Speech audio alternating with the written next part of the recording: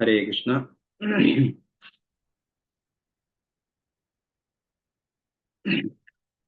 तो हम पढ़े स्कंद 4 अध्याय 17। अध्याय का नाम है महाराज पृथु का पृथ्वी पर कुपित होना। श्लोक संख्या 31 और 32।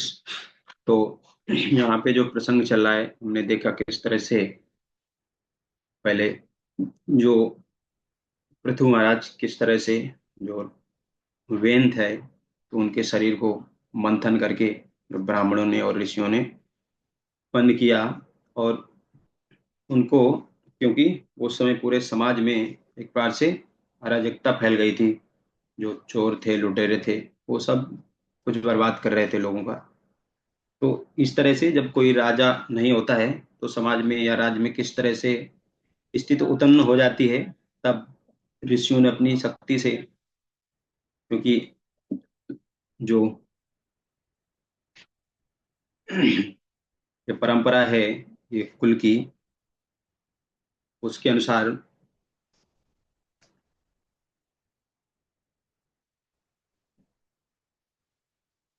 उसकी पारिवारिक जो है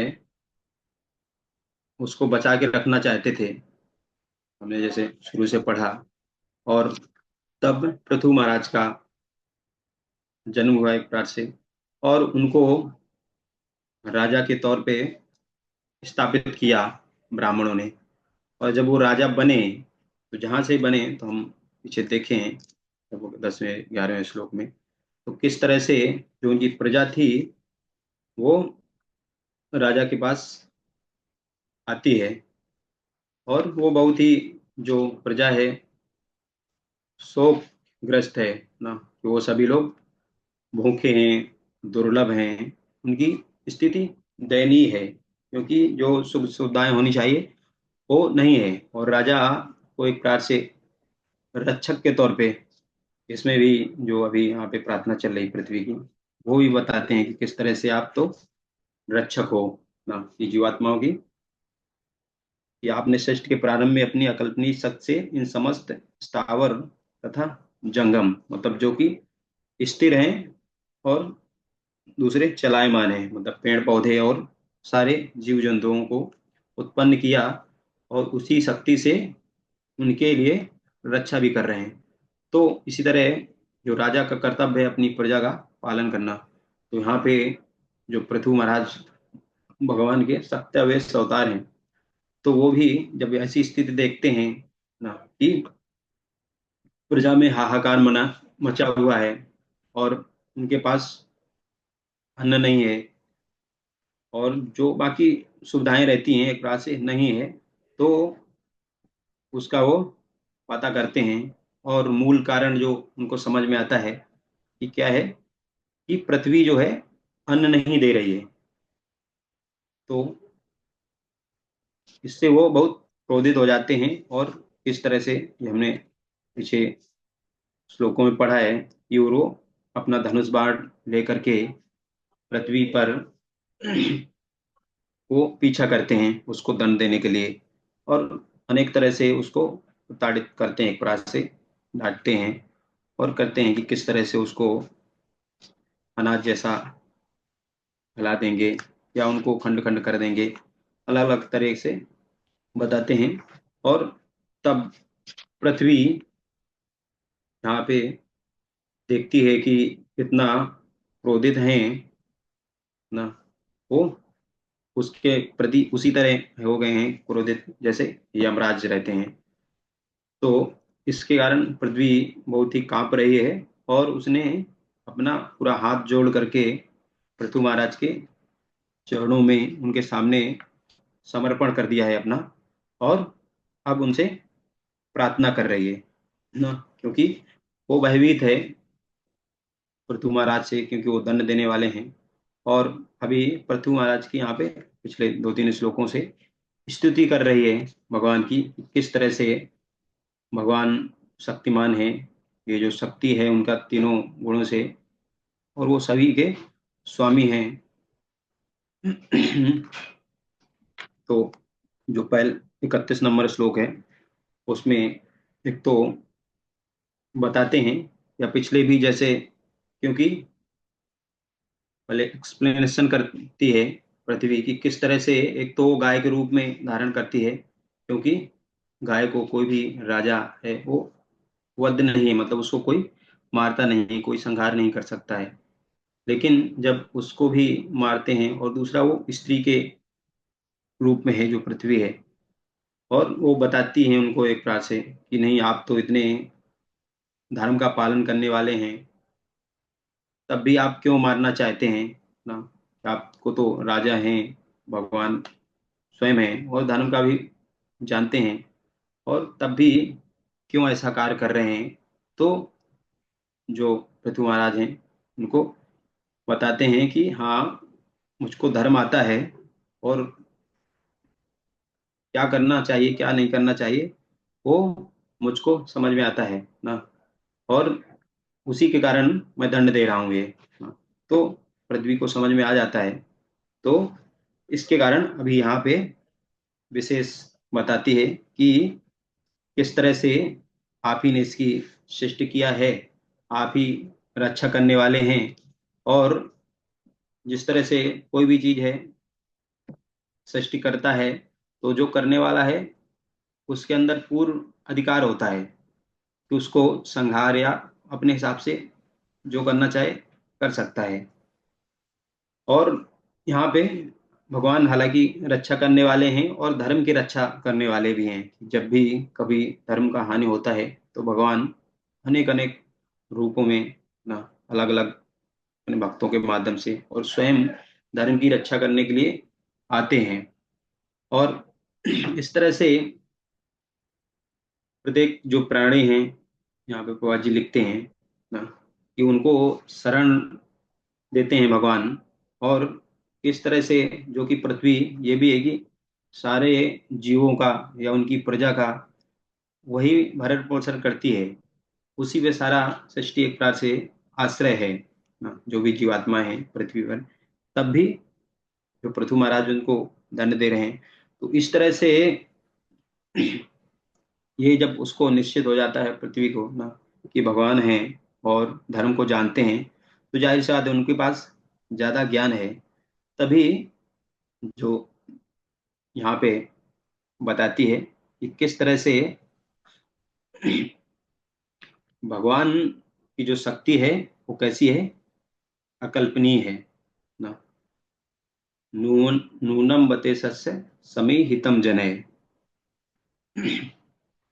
तत् मायया दुर्जय या कृतात्मभि। कि जो उनकी माया शक्ति है वो क्या है, दुर्जय है, उस पर विजय पाना संभव नहीं है ना। और विजय पाना संभव नहीं है, और इसका उदाहरण भी बताते हैं कि किस तरह से आपने ब्रह्मांड की रचना की है, और आप पूर्ण पुरुषोत्तम भगवान हैं। और ये ज्ञान ना कि किस वास्तव में, भले आगे प्रभा जी बताते हैं कि ब्रह्मा सृष्टि करते हैं, लेकिन वास्तव में सृष्टि करने का जो शक्ति है, ज्ञान है, वो सब कौन, भगवान देता है। हमें केवल जो दिख रहा है ना, ये जरूरी नहीं कि जो दिख रहा है वही वास्तविकता है। कुछ पहले स्कंदों में भी जब ये सृष्टि हुआ था, तब भी वहां पे ब्रह्मा जी भी और नारद जी को बताते हैं, तो वहां पे बताते हैं किस तरह से मेरे से ऊपर कौन है, मैंने ये शक्ति जो सृष्टि करने की या उसका ज्ञान किस तरह से भगवान से प्राप्त किया। और यहाँ पे उसी बात पर पृथ्वी जोर दे रहे हैं कि जो लोग अधिक अनुभवी नहीं हैं वे आपके दिव्य कार्यों को नहीं समझ सकते, क्योंकि वे व्यक्ति आपकी माया से आवृत हैं। तो भगवान भी बताते हैं कि जन्म कर्म क्षमे दिव्यम, उनके भगवान के जन्म और कर्म दिव्य हैं। तो वो साधारण जो व्यक्ति तीन गुणों से आवृत है ना, या भगवान की माया शक्ति से आवृत है, तो माया के बाहर वास्तविकता उसको दिखता नहीं है, समझ में नहीं आता। तो वो केवल जो सामने दिखता है उसको सत्य मान लेता है, जबकि वो है नहीं ना।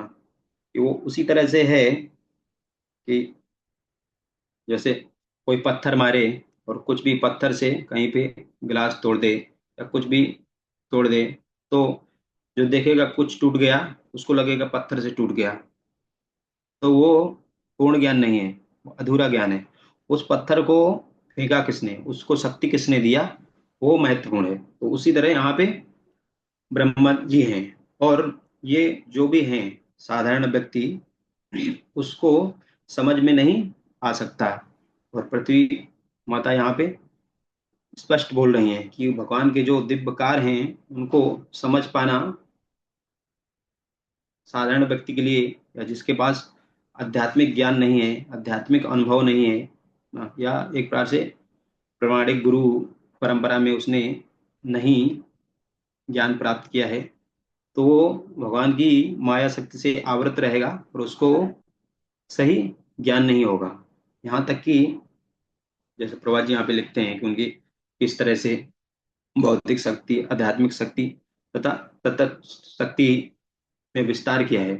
और साधारण व्यक्ति जिसको ज्ञान नहीं होगा, तो उसको भले शक्ति या पावर पता होगा, लेकिन वो ये नहीं समझ सकता कि आध्यात्मिक क्या है, भौतिक क्या है, तत्ष्ट क्या है। तो ये समझना तभी संभव है जब भगवान के भक्तों से, या भगवान ने जो ज्ञान दिया है भगवत गीता भागवतम में, उसके माध्यम से समझेंगे। तो वो जो वास्तविक स्रोत है शक्ति का ना, कि जहां से वो शक्ति आ रही है, जिसके कारण ये सृष्टि हो रही है, तभी समझ में आया। भगवत गीता में भगवान उदाहरण भी देखते हैं कि जैसे किस तरह से बताते हैं कि जैसे कोई माला है या मणि है, मणि से माला बना है, उसके अंदर किस तरह से धागा छिपा रहता है। तो पूरी सृष्टि भगवान पे आश्रित है। भले जिस तरह धागा नहीं दिखता है मणियों से या फूलों से, अंदर उसमें धागा रहता है, उसी के कारण वो माला पूरा टिका रहता है, या मणि की माला टिका है। लेकिन बाहर को देखने वाले लगता है नहीं, वो फूल केवल है या मणि केवल है, लेकिन वास्तव में वो धागे के कारण है, जो कि माला बना हुआ है।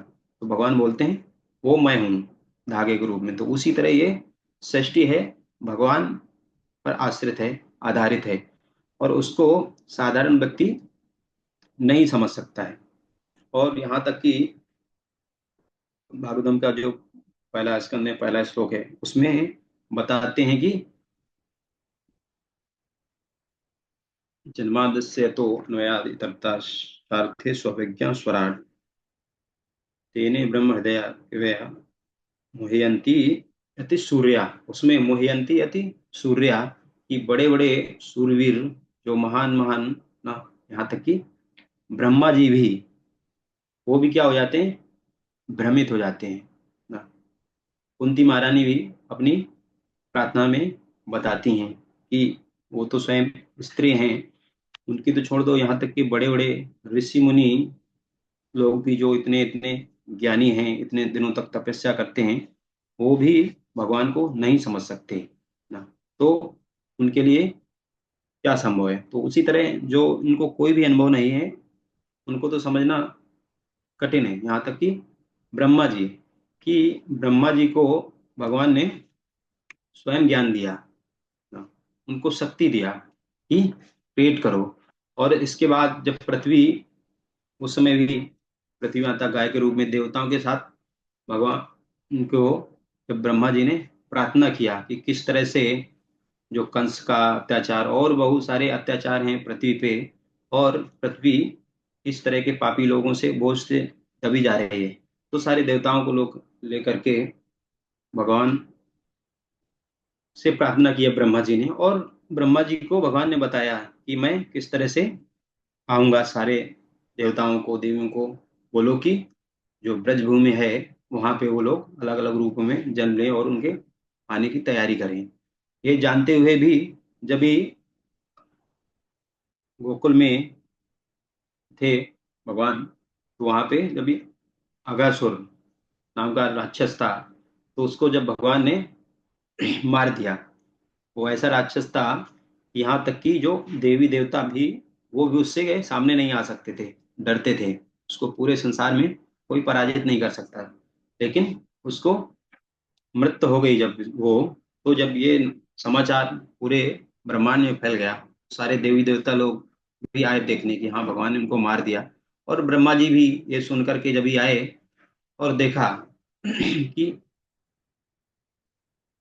कहाँ पे महाराज अभी गोकुल में आए वो, और देखा यहाँ अगासुर मरा हुआ है, और किसने मारा? भगवान कृष्ण ने मारा। तो उनको भी ये देख करके कि हाँ, जो वध हुआ है अगासुर का सही है, और जो भगवान कृष्ण हैं जो कि वहां पे खेल रहे थे बाल बालों के साथ और बच्चों के साथ में ना, तो एक बार वो कंफ्यूज हो गए, उनको डाउट है कि ये बालक कैसे मार सकता है इतने बड़े असुर को।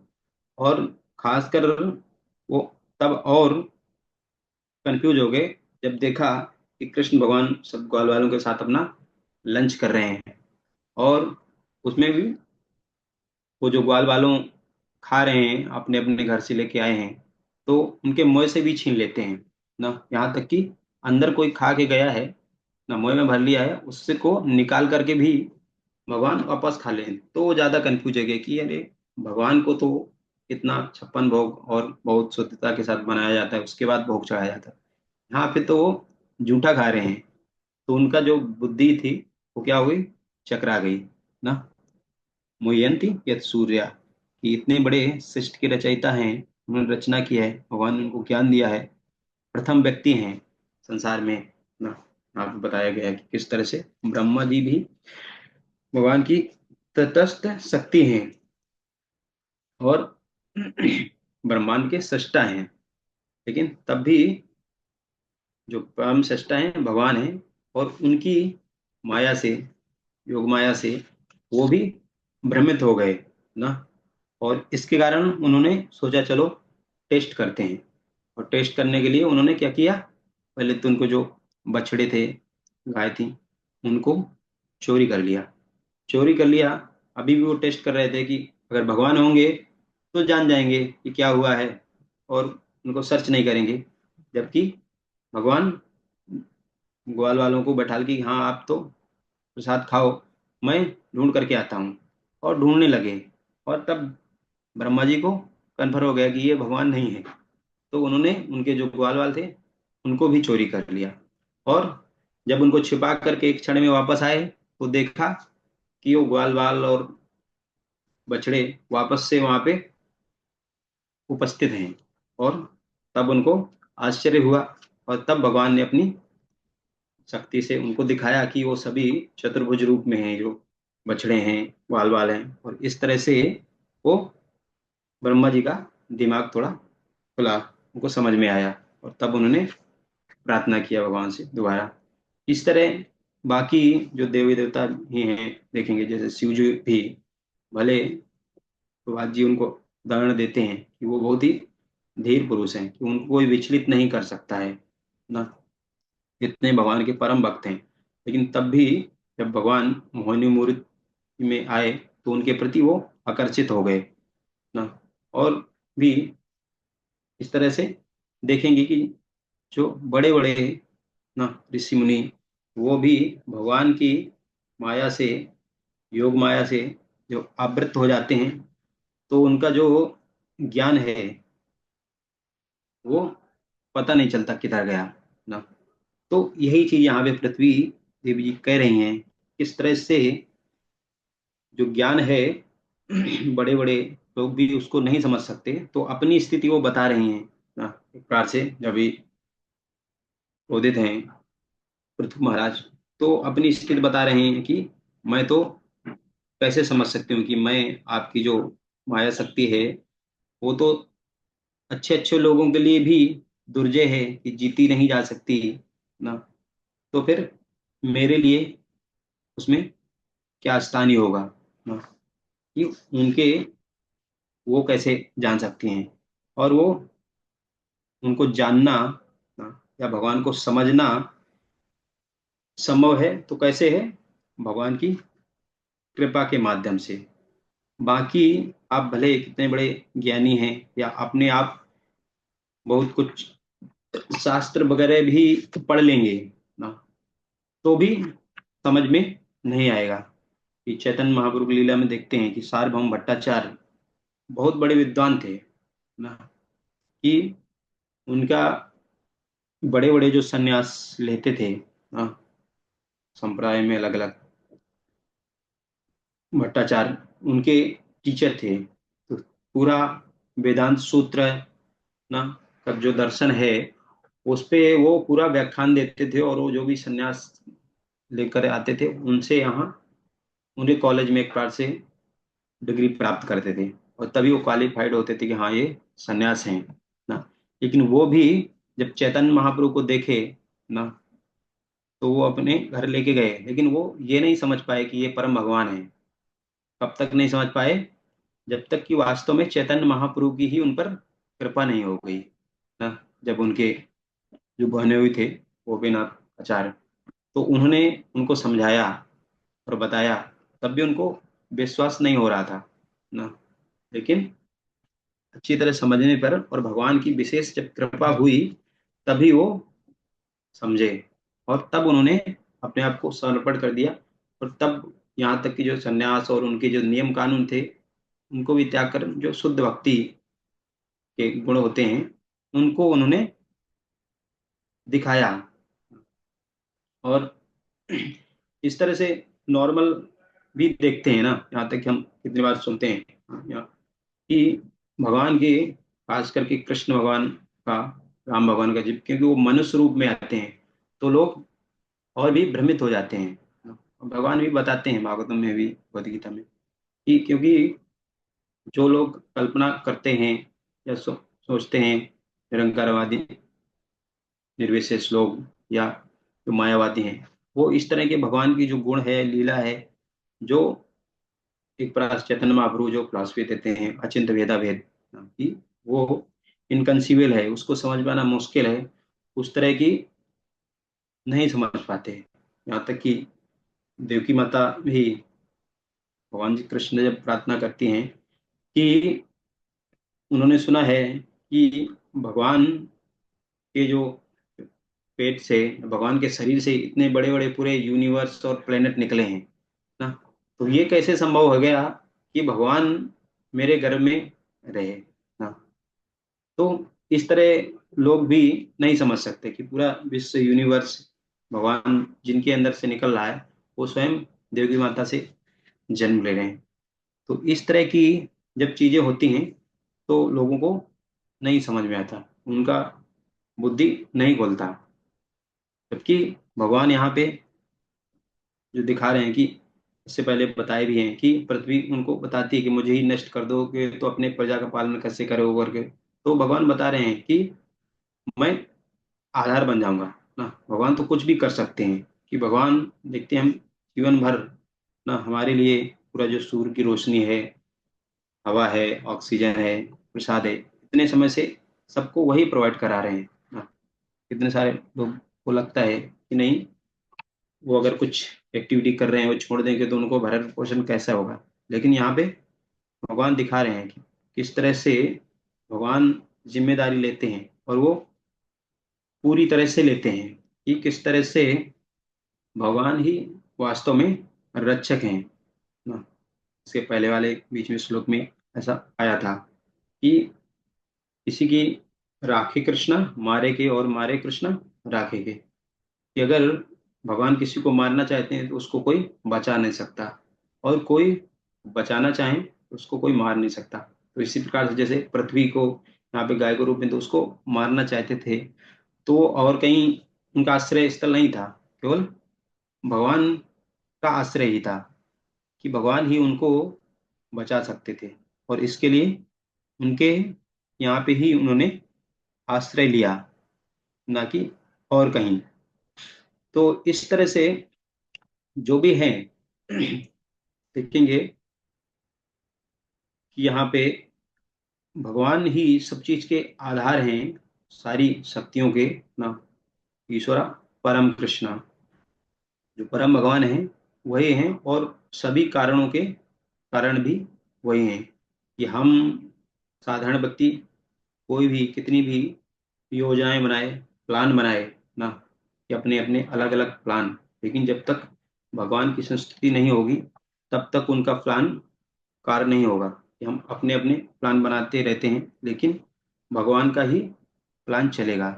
और जो भगवान के शरणागत होंगे ना, यहाँ पे जैसे अभी तक चर्चा की हमने, इस तरह से भगवान को नहीं जान सकते हैं, क्योंकि भगवान की शक्तियां अचिंत हैं। जबकि भगवान के प्रति कृपा अगर प्राप्त करना है तो भगवान की प्रति समर्पित होना पड़ेगा। और जब समर्पित हो जाएंगे भगवान के प्रति, भगवान के भक्तों के प्रति, तो जो भगवान ने ज्ञान दिया है भगवत गीता में, भागवतम में, उसके इंस्ट्रक्शन के अनुसार जब हम कार्य करेंगे, तभी हमें वास्तविकता जो है इस संसार की या बाकी, तभी उसके समझ सकते हैं। नहीं तो हम सिर्फ एक प्रकार से भगवान की जो माया है उससे आवृत रहेंगे, कि कितने भी अपनी एक्टिविटी कुछ भी करें तो उससे हमें सफलता नहीं होगी ना। भले हम, हमारी इच्छा है कि भगवान को हम देखना चाहते हैं मान लो ना, तो हम अपने एक्शन करते रहेंगे ना, कुछ भी।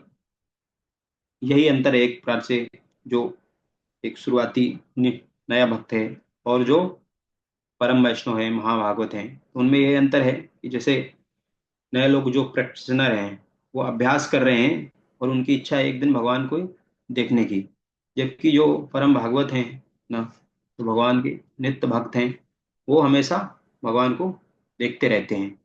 और भगवान जिस पर कृपा करते हैं, जैसे आज स्पेशल दिन है ना, अक्षय तृतीया, तो हम हर साल जैसे, आज तो बुधवार है, मंदिर में तो प्रभात जी का लेक्चर है, कल क्लास हुआ था। और परम पूज्य गोपाल कृष्ण गोस्वामी महाराज का जो फेवरेट लीला है, हमेशा वो मानवेंद्रपुरी की कथा बताते थे कि किस तरह से। अभी यहाँ पर देखें तो भगवान की जब कृपा होती है तभी भगवान को देख सकते हैं, समझ सकते हैं, और उनके इंस्ट्रक्शन का अच्छी तरह से पालन कर सकते हैं। और वो हम देखते हैं आज के दिन खासकर। आज तो वैसे बहुत सारे फेस्टिवल रहते हैं ना, ये अक्षय तृतीया बताते हैं, ये दिन ऐसा है कि इसमें कुछ भी अच्छा कार्य करने के लिए या मुहूर्त नहीं देखना पड़ता। मैं इसका सिंपल कैलेंडर देख रहा था, तो उसमें ही ये बहुत चीजें बताई थी कि ये ऐसा दिन है कि उसमें दिन में कभी भी कोई भी कार्य करोगे ना, तो वो शुभ मुहूर्त ही होगा।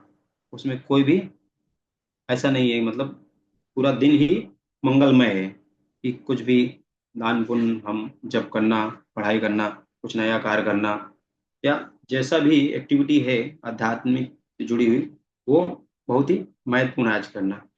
तो हम जैसे मानवेंद्र गुरु की बात कर रहे थे, हालांकि समय नहीं है, हम तब भी थोड़ा वो करेंगे कि मानवेंद्र गुरु ऐसे वो थे कि यहाँ तक कि अपने लिए जो प्रसाद है वो मधुकरी भी नहीं करते थे, किसी मांगते भी नहीं थे। उनको जो कोई मिल जाता था अपने आप दे देता था, उसको ही ग्रहण करते थे। तो जब गोवर्धन की परिक्रमा कर रहे थे और वो गोविंद कुंड के पास बैठे थे, तभी उनके पास एक बालक आया और लोटे में उनको दूध दिया, और उनको बोला कि आप भूखे हैं, कुछ दिया नहीं है, और मेरे गांव के कुछ जो माताएं थी वो, उन्होंने आपको देखा, और मेरे गांव में कोई भी भूखा नहीं रहता है, कोई भी भूखा नहीं सोता है यहाँ पे, और ये लो दूध पी लो, बाद में मैं लोटा लेकर के जाता हूँ।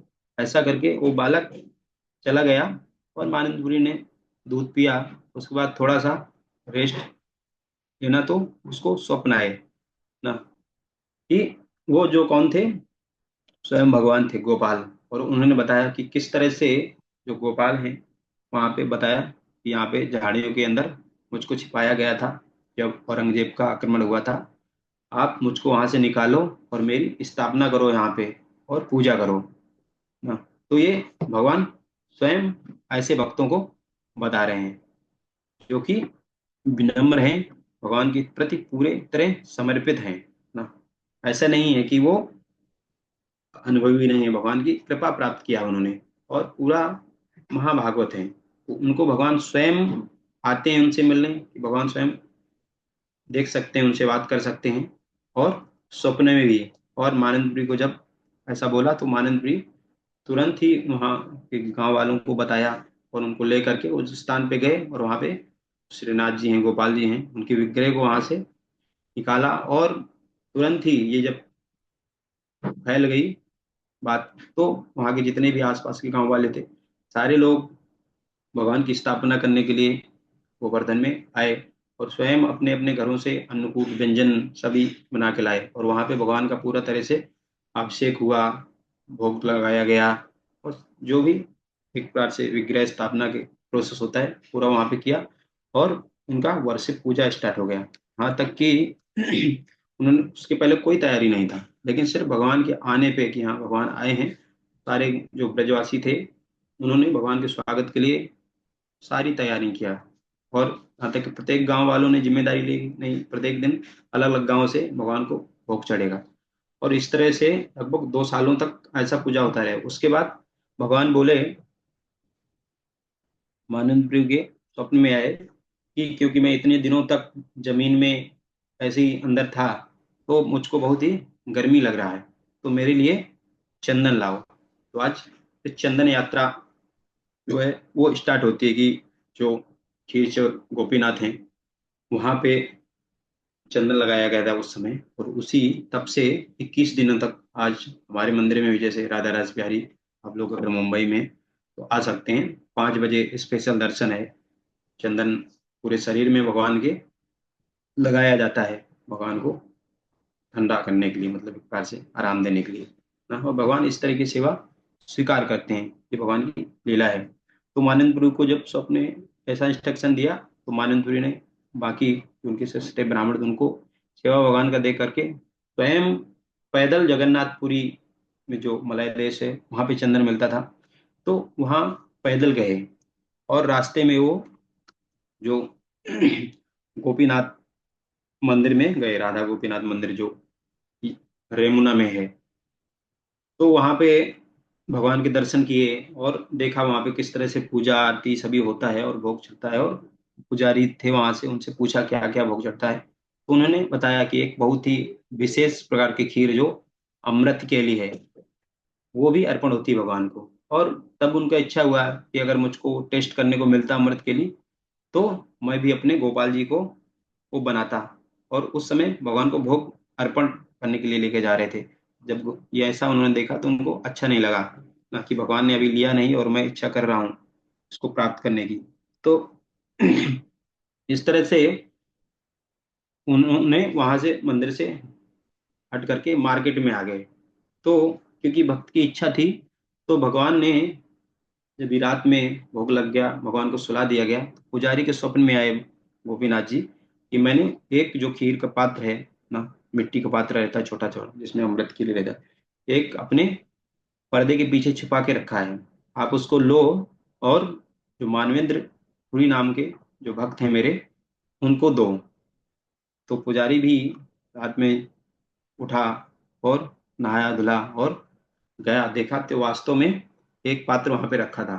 तो भगवान ने बोला मैं भक्त के लिए चोरी किया है, गोपीनाथ जी के लिए। और तब से उनका नाम हो गया खीर चोर गोपीनाथ।